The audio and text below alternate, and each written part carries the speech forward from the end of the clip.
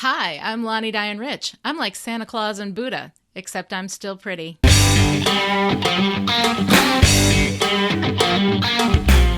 We're here today to talk about As You Were, the 15th episode of Season 6. It aired on February 26, 2002, and was written by Douglas Petrie, with story editor credits to Rebecca Rand Kirshner and Stephen S. DeKnight.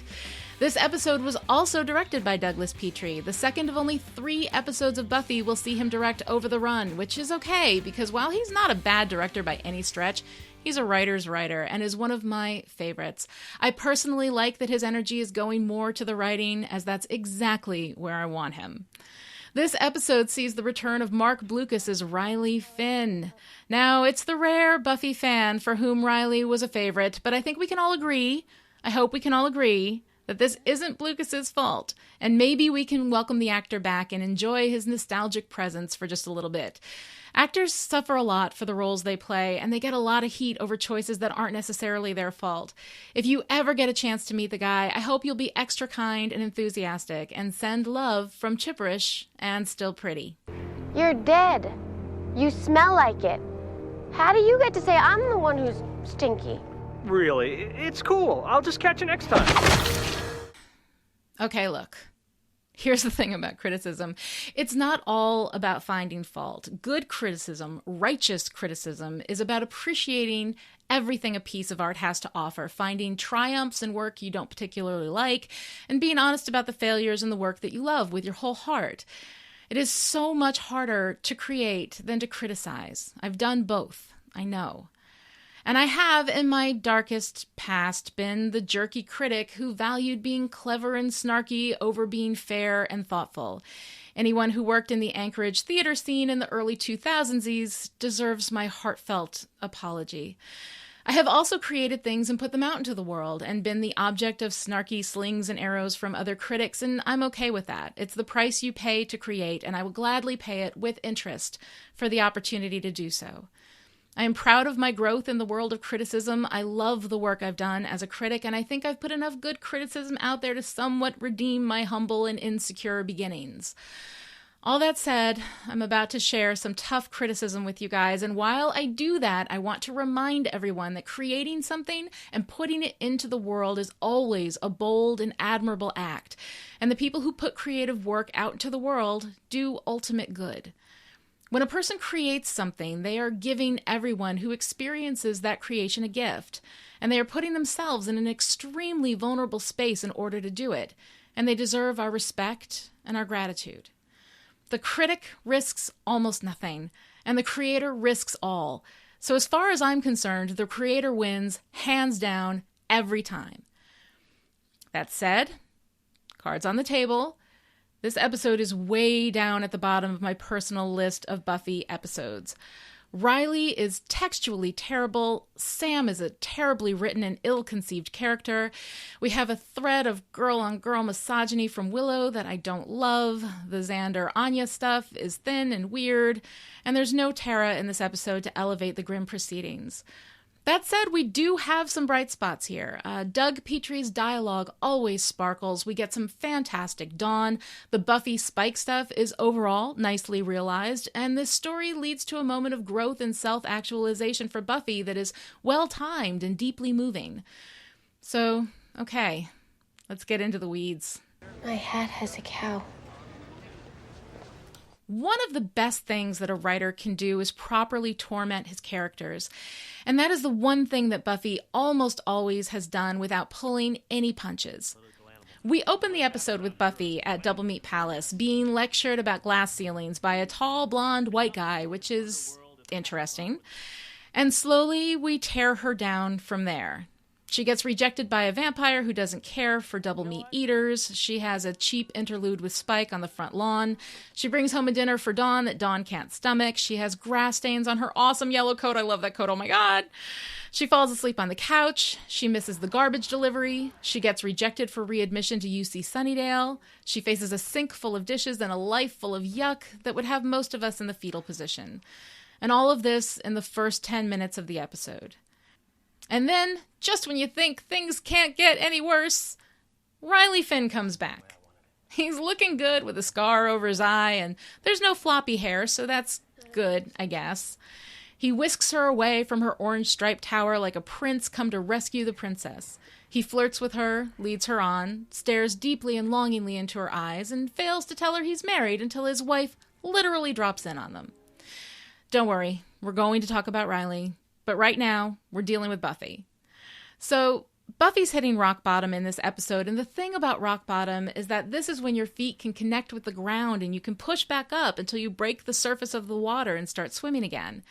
For Buffy, this episode is a positive moment of self-actualization, and while it is painful to watch, it's psychologically and narratively necessary and good. But sadly, before we can get to that, we have to deal with a series of unfortunate men. Got some big stories to tell you, too. We can have a second. Did you die? No. I'm gonna win. Okay. Riley. I didn't like Riley much after season 4, and I pretty much hated him in season 5, but I have never hated Riley more than I hate him in this episode. He comes back to Buffy and tears her away from the job that's paying her freaking bills. And let me just say, by the way, that every job may not be great, but working your ass off to care for your family is always honorable. So screw you and your passive-aggressive judgment about shocking orange not being her color, Riley. Every color is Buffy's color. She makes color, idiot. Then he flirts with her while failing to tell her he's married until his wife drops that bomb. While it's a nice escalation narratively, it's not great character work. Riley is a cipher of a character existing only to decode and shine a light on Buffy's crappy life for the viewer. A well-written character can also do that, but he has to live by the rules of his own story, his own growth, not serving just as a dirty, dingy mirror to reflect the protagonist back at herself. Riley's presented as perfect in this episode because we want to ratchet up Buffy's torment, but he's also clearly and willingly leading her on, and that makes him kind of a dick. Buffy, I meant to tell you when the time was right, but I thought I'd flirt with you and tell you how pretty you are and make you hold on to my manly frame for a bit and stare at you longingly first. Because I'm an asshole. And if that weren't bad enough, he fails to tell Buffy not to kill the demon, which seems to me like a salient detail, especially for a guy who's supposed to be all about the mission. So it feels like he set her up to kill the demon because he didn't even say anything when Buffy reaches for the demon's head with clear intent. I'm supposed to feel like Riley's the great missed opportunity, the one who got away? I'm feeling more than ever like Buffy dodged a hell of a bullet. Now, there is an argument to be made here that we're so deeply in Buffy's point of view that we're seeing everything through her clearly distorted perspective, which may not accurately represent the way Riley actually behaved in the moment. And while I accept that argument from anyone who cares to give it, I won't go so far as to agree with it. It's just shoddy character work. And speaking of shoddy character work, let's talk about Sam for a bit. She's blindingly perfect, understanding, tough but sensitive, self-deprecating, beautiful, smart, capable, blah. In each scene, her only job is to be absolutely perfect, and again, it's just to torment Buffy. She's not a real person, not a real character, and not well written. This is not the actress's fault. She got some terrible material to work with. From the moment she drops in on the fight with the demon and asks, "What exactly are you doing with my husband?" she's inconsistent because we play her off as being jealous for just a second until it fails to suit our purpose, and then we make her perfect. She's humble and complimentary to everyone, telling Buffy she's like Santa Claus and Buddha, giving us the story of her past, going to Central America with the friggin' Peace Corps before winning the Nobel Prize for Literature and doing a little runway modeling on the side. Ugh. There is nothing less interesting than a perfect character. A good character is a mix of strengths, weaknesses, and vulnerabilities. But here we have Sam as all strengths, Riley as nothing but weakness, while textually being presented as the perfect man, and Buffy with all the vulnerability. We follow this through to the revelation that this mysterious doctor who is planning to riddle the world with slimy demons is Spike, which is a good turn for the Spike Buffy story, and we'll get to that. But it's a bad moment for Riley, who is acting jealous and self-righteous in a way that is, typical for Riley, but not actually good. From there to the end of the episode, where Riley and Sam make a dramatic exit, clinging to a line dropped from a helicopter rather than driving the 3 blocks in any direction to hit one of the multiple international airports we have in Sunnydale. The whole thing is just...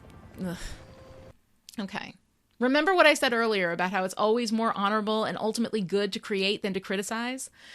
Let's leave the Sam and Riley discussion on that note and move on to some of the stronger aspects of the episode. See you this afternoon? Unless you're working. Tonight then. Or, tomorrow's school. Don't work too hard. Hi. Dawn, who has been the sad subject of much criticism lately, takes a wonderful turn in this episode. She's understanding, kind, loving to Buffy, and is smart enough to give Riley some serious side-eye when he returns. It seems like the events of Older and Far Away have given us a new and improved Dawn, and I love that we're allowing Michelle Trachtenberg to be fun and funny and smiling. Trachtenberg has been a hell of a sport in portraying Dawn, taking some of the less than stellar material she's been given and putting her shoulder into it. But Dawn is really at her best when she's bubbly and having a good time. Buffy's killing herself to provide a good life for Dawn, and seeing Dawn happy and appreciative is a wonderful relief. I also like that Dawn is honest. She doesn't pretend that she's starving for another double meat burger just to make Buffy happy, but she's kind when she refuses the meal. She's forgiven Willow for everything, and they're close and happy again. And what I love about it the most is that it's a motivated change. She's not just suddenly different, but this is a real and understandable result of the vulnerable conversation she and Buffy had last week. I like seeing Dawn evolve, and when she's angry with Riley in this episode, it's justified and relevant, not shrieky and shrill. And she also puts her anger where it belongs with Riley, unlike, well, some people. When I was little, I used to spend hours imagining what my wedding to Xander would be like, and now I look at them, I just think, We get a mix of good and bad Willow in this episode. She's happy, nay, I say chipper, about the progress she's making with Tara and the prospect of good times to be had at Anya and Xander's wedding. She's reconciling nicely with Dawn, and it's so fun to see her smiling again after so much Sturm and Drang this season. But then we get this. Just so you know, I'm prepared to hate this woman any way you want. Thanks, but no. I don't want to seem all petty. Well, that's the beauty. You can't, but I can. Please, let me carry the hate for the both of us. So here's the thing. Willow's loyal, and that's great, and I understand where her motivation to hate Sam comes from. But there's this thing we see culturally in women, and especially in writing about women, that makes them choose to hate each other rather than the man who's putting them at odds with each other. And let's revisit. Sam didn't do anything wrong. Riley did things wrong. He flirted with Buffy. He deliberately withheld the truth about his marriage, and he's the bad guy here. Sam is innocent. She is not the other woman. Buffy is the other woman, and Riley's the one who put her in that position. Now, if Buffy and Riley had been, say, married and Sam and Buffy had been friends while Sam actively and with full knowledge pursued Riley, then, fair enough. She'd earned some hate alongside the venom that Riley justly deserves. But that's not even remotely the case here. Riley is the one everyone should be mad at, but aside from Dawn, everyone treats him like the returning hero. And this misplaced girl-on-girl enmity is something I would expect Willow, of all people, to be above. What a bitch. I get loyalty and friendship, but this is a misstep. I'd expect this from someone like Amy, but not Willow. You're not even hungry, you're just nervous. Yeah. Wedding, 1 week. We have friends, family, demons flying in, a to-do list getting no shorter, and do not take my chip. Xander and Anya's wedding angst is a repeating thread in this episode, so I guess we need to talk about it, although there really isn't that much to say. Mostly it's used for comic relief. Look how the happy couple is suffering with wedding planning, and it brings us back to this running theme of the torment of mundanity throughout this season. But there isn't much there, except for a telling moment when Anya and Xander are hiding in their bathroom, thankfully not snacking on chips this time, and Anya worries about Xander thinking Riley and Sam are a better couple than they are, which, a low bar benefits everyone. But there's a telling moment when Xander is comforting Anya, and he tells her that the wedding fills him with dread, but the marriage will last forever. And Anya takes comfort from that, despite the fact that lasting forever is not necessarily a good thing.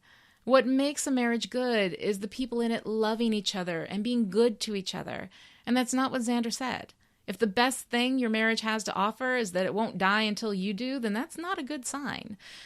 But that's perhaps a discussion for later in the season. Well, that's bloody funny coming from you. No more games? That's all you've ever done is play me. And you keep playing with the rules you make up as you like. You know what I am. You've always known. Let's end on a high note, shall we? Look, y'all know that I'm a big Spike and Buffy fan, but this is not an uncomplicated relationship, and it's absolutely not a healthy one. In stories, there is a tendency to romanticize, to live by the flawed idea that love conquers and redeems all, and people who have chemistry and great sex are obviously meant to be happy together. Spike is a fascinating character. He's smart, he's funny, he's an attractive devil, but he is, at his core, a monster, and I love that the writers on this show never let us forget that. He's complicated, and the relationship with Buffy is complicated.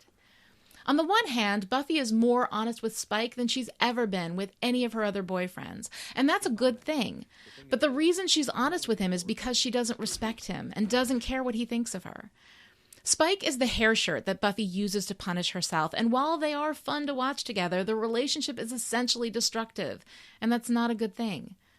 The fact is that from the moment they first kissed in Once More with Feeling, this relationship was always going to end, and end badly, because no matter what good qualities Spike has to recommend him, they are always outweighed by his essential badness. He is a monster, and Buffy has been whistling past that for a while, but she can't whistle forever.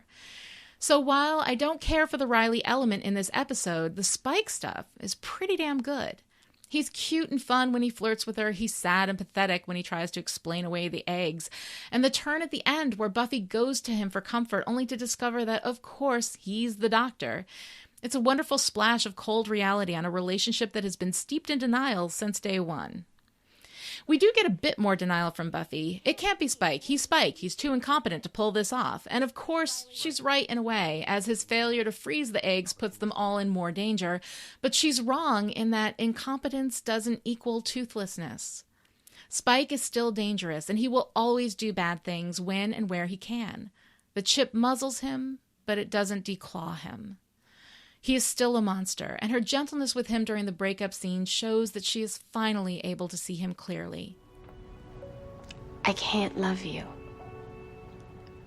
I'm just being weak and selfish, Really not complaining here. and it's killing me. I have to be strong about this.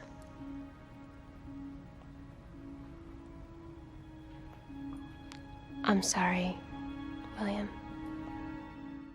This is the last time that Buffy calls Spike William. She did it only once before, when she found him lurking outside her house in No Place Like Home, which was also written by Doug Petrie, who is honestly one of the best writers whose work I've ever had the privilege to dissect. And I hope that if he ever sees this video, he understands the incredible esteem in which I hold him and his work. So, what brings you back to town after you left suddenly with no word? So, we had some stumbles in this episode, but there is also some great work here.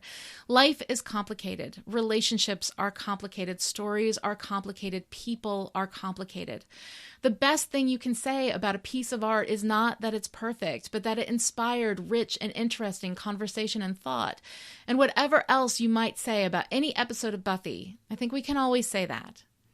This episode gave us some good things to talk about, and it has some real high points, with typically lovely Petrie dialogue and a fitting and poignant and temporary resting place for the Spike and Buffy relationship. We had great Dawn, some great Willow, and excellent Buffy. That'll do it for today. Until next time, I'm Lani Diane Rich, and I may be dead, but at least I'm still pretty. See you later. Still Pretty is a Chipperish media production and is entirely patron-supported. To find out how you can keep us in production, visit patreon.com/chipperish.